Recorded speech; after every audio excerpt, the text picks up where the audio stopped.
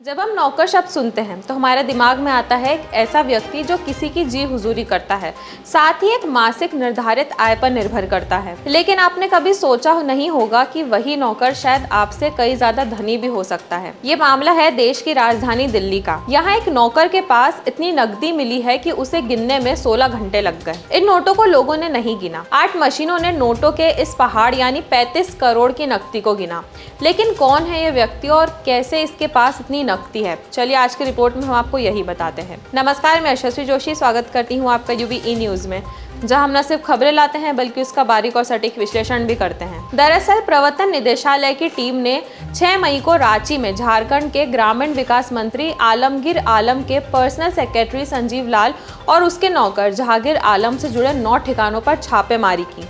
इस छापेमारी में 35 करोड़ रुपए की नकदी मिली, जिन्हें टिन के 12 बक्सों में भरकर रखा गया था। कुल 35.23 करोड़ रुपए की जब्त नकदी में से 32 करोड़ रुपए से ज्यादा की नकदी तो एक जगह से ही मिली, जबकि बाकी के 3 करोड़ दूसरे ठिकानों से मिले। इन्हें गिनने के दौरान मशीनें भी थक जा रही थी। इस बीच 7 मई को ईडी के अधिकारियों ने रांची में फिर छापेमारी की। इसमें ठेकेदार राजीव कुमार सिंह के ठिकानों से 1.5 करोड़ रुपए बरामद किए गए। आज की इस रिपोर्ट में हम आपको समझाएंगे कि ईडी द्वारा जब्त की गई संपत्ति और नकदी का क्या होता है और आखिर कहां रखी जाती है ये जब्त संपत्ति। ईडी को मनी लॉन्ड्रिंग मामले में किसी भी संपत्ति या नकदी को जब्त करने का अधिकार है, मगर वे इसे अपने पास नहीं रख सकते। सुप्रीम कोर्ट के एडवोकेट अनिल सिंह श्रीनेत बताते हैं कि प्रोटोकॉल के अनुसार जब ईडी किसी आरोपी के घर से नकदी जब्त करता है तो वह आरोपी को ये मौका देता है कि वह अपनी नकदी का सोर्स बताए। जैसे मान लीजिए कि नौकर के पास 35 करोड़ रुपए की नकदी मिली है, तो उसे इन पैसों का सोर्स ईडी को बताना होगा।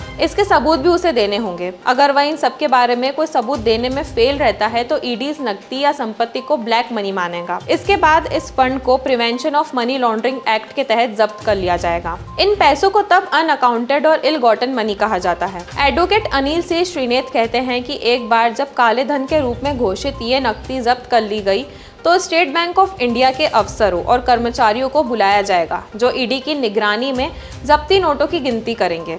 वो लोग अपने साथ काउंटिंग मशीन लेकर आते हैं, जिसके बाद ये गिनती शुरू होती है। नोटों की गिनती पूरी होने के बाद ईडी अफसर बैंक अफसरों की मौजूदगी में जब्ती सामानों और नकदी की लिस्ट बनाते हैं, जिसे सीजर लिस्ट कहते हैं। इस लिस्ट में कैश, ज्वेलरी और दूसरी महंगी वस्तुएं होती है। बाद में इन नोटों को गवाहों के सामने बड़े बड़े लोहे या टीन के डब्बों में रखकर सील कर दिया जाता है। उसी राज्य के बैंक में ब्रांच तक सुरक्षित पहुंचाया जाता है, जहां इसी एजेंसी के पर्सनल डिपॉजिट अकाउंट में रखा जाता है। इसके बाद आरोपी दोषी साबित हो गया तो इस फंड को केंद्र सरकार के खजाने तक पहुंचा दिया जाता है। अगर कोई आरोपी मनी लॉन्ड्रिंग के मामले में दोषी साबित हो गया या उसे कोर्ट से सजा मिल जाती है तो जब्त की गई नकदी को सार्वजनिक धन मान लिया जाता है। मुकदमा चलने के दौरान वो पैसे वहीं रखे रहेंगे।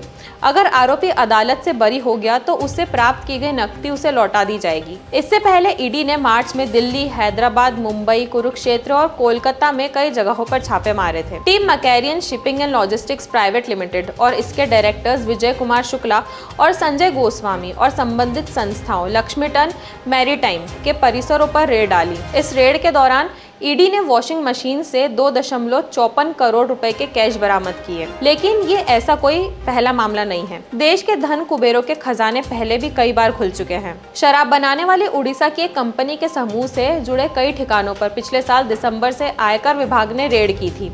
ये छापेमारी 6 दिन तक चली थी।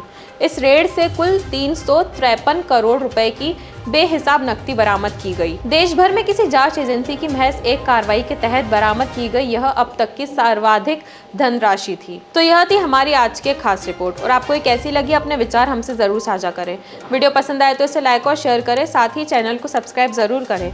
यूबी न्यूज आपके लिए लाता रहेगा देश विदेश से जुड़ी ऐसी खबरें। तब तक के लिए धन्यवाद।